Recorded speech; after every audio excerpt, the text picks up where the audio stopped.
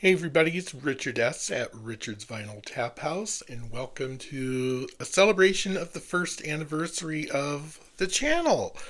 September 8th, which is next Monday, is going to be the very first anniversary of the first long form video that I put out.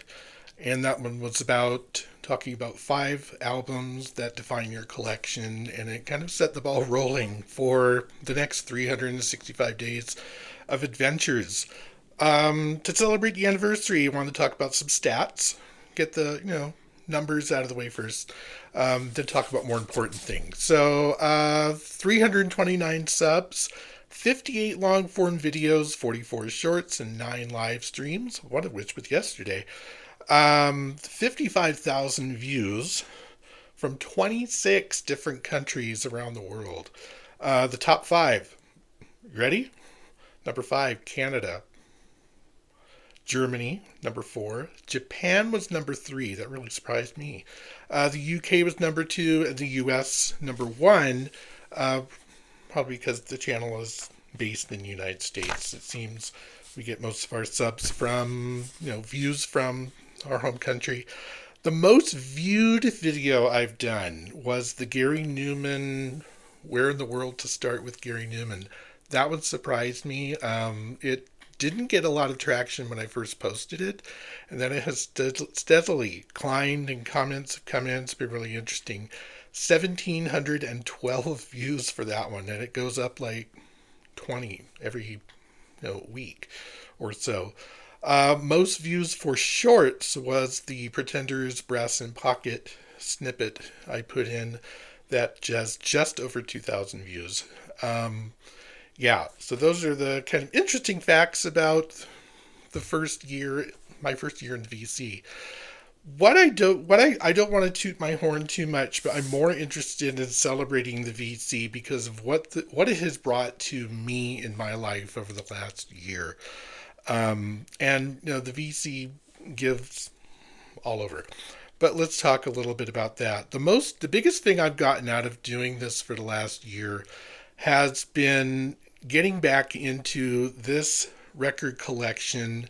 Not that it sat dormant for years or anything, but I've gotten more interactive with my collection in ways I really haven't done in many years, other than just buying new records and playing them and putting them in stacks and maybe coming back to them. This has been a very interactive experience.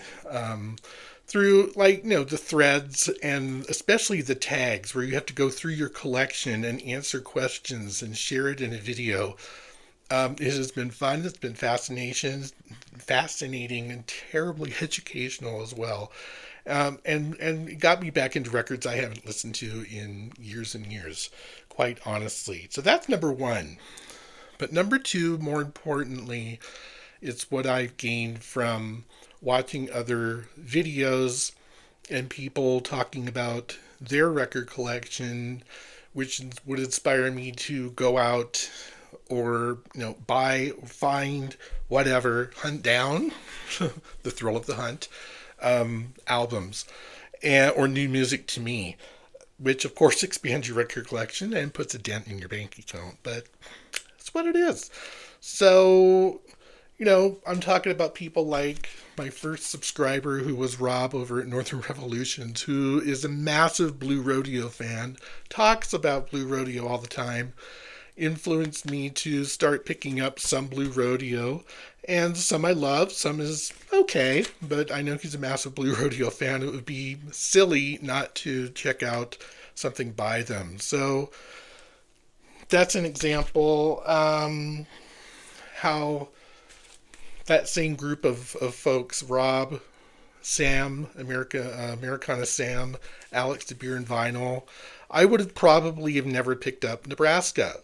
It was always an album I had kind of underrated in my head, that it's okay, it's a sleeper, it's not Born in the USA, it's not Born to Run, but it's definitely a deep and wonderful album that I probably would not have picked up had it not been for channels in the vinyl community and watching videos and whatnot. Had it not been for Emma's over at Emma over at 8 Vinyl Lows. Love for all things power pop. Would I have gotten back into groups like the DBs? Um, I don't know. I don't know if I would or not. Getting back into Cheap Trick. She's into Cheap Trick. I'm getting back into Cheap Trick. It's that sharing and community feel that I love about the vinyl community. Is well and truly a community of sharing. Groups I would have never heard of. For example, Delta 5, which was introduced to me by Mike Vinyl Spiral over in the UK, talking about, kind of obscure punk albums. This is definitely obscure. I think they're a no-hit wonder, but a fascinating, punk album that I would not have discovered had it not been for the vinyl community. This would never have probably come into my life. And it's an excellent album. Told you about this summer of love that has been with me with Dope Lemon. Lloyd over at what's his channel name? He's changed it. Hang on. Mr. Hats. I can't see this. Mr. Hats, the Music Chap. That's what it is. It used to be World of Music. Had it not been for Lloyd talking about Dope Lemon in, I think it was a vinyl tag, I would have never gotten into this. Probably would never have heard it. And this, became my summer vibe music choice.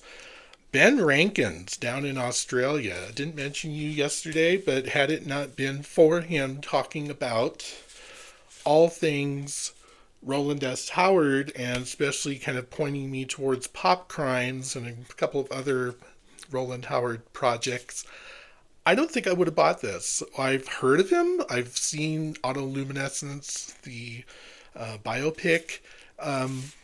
But would I have deep dived into picking this up? I don't know. It's quite possible. But again, the influence of the vinyl community is far reaching. Got one more to show you and then a challenge. Gav Axeman Spins. He and I are really into groups like The Cult, and we have massive collections of similar albums. But he showed this album by Shaq called HMS Fable, and it became one of my favorite albums almost immediately. Definitely a dark vibe, but fascinating album. I don't think I would have ever heard of this, ever, ever, ever. So last night in the live stream, I called out tons of channels for what they've brought into my life. What I really want to do is to celebrate the anniversary of the Taphouse, is to put a challenge out there for us to share music that has come into your life because of the VC channels, whatever. So I just showed a bunch of albums, kind of talked about, how they came into my collection. The challenge is to show 3 to 5 albums, album pickups that you intentionally went out to find and become part of your collection because of VC channels. Show the album, talk about it, talk about the channel and the people that showed it. Maybe there were some circumstances around what that album, what made that album click for you to seek it out.